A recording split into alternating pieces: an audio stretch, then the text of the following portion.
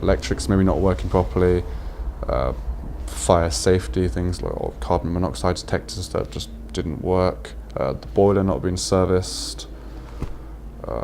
I think one of the previous tenants, just before he moved out, told me that he sometimes got electrocuted and it would trip the electrics. The bathroom door also seemed to be shedding itself, peeling away if you even so much as opened it.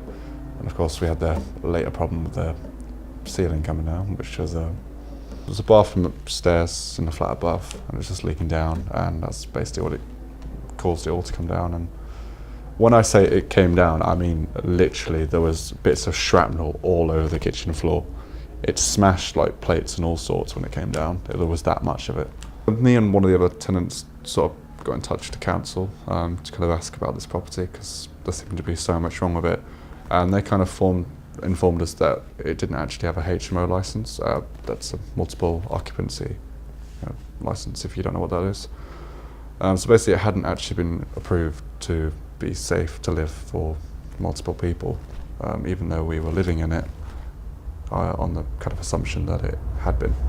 There was sort of what basically amounted to a waste dump outside, and it attracted some local wildlife, pretty much anything from crows to rats to flies, everything. And it was, you'd kind of come home and you'd just see that and you'd be like, I don't actually want to be here right now.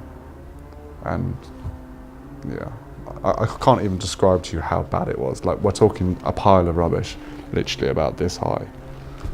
Bin bags upon bin bags. So what can you do to avoid yourself ending up in a house of horror? Well, Unipol, a student housing organisation, has come up with a code of practice for landlords which sets minimum standards of both safety, cleanliness and quality of student housing. So Unipol is a not-for-profit organisation. We've got offices in Nottingham, Leeds and Bradford, and our aim is to improve the standards of student accommodation. I'm sure we've all heard of horror stories of students living in dives, there's rats everywhere, damp and mould. Our aim is to improve the standards. The Unipol code is the official landlord accreditation scheme for student housing in Nottingham. So it's supported by the council and by the universities. And the idea is that with the Unipol code, then landlords voluntarily sign up to it and they agree to meet a certain set of standards. The logo for the Unipol code is a thumbs up, and that's because it's exactly what we're doing. If a landlord is accredited with the Unipol code, we are giving them the thumbs up.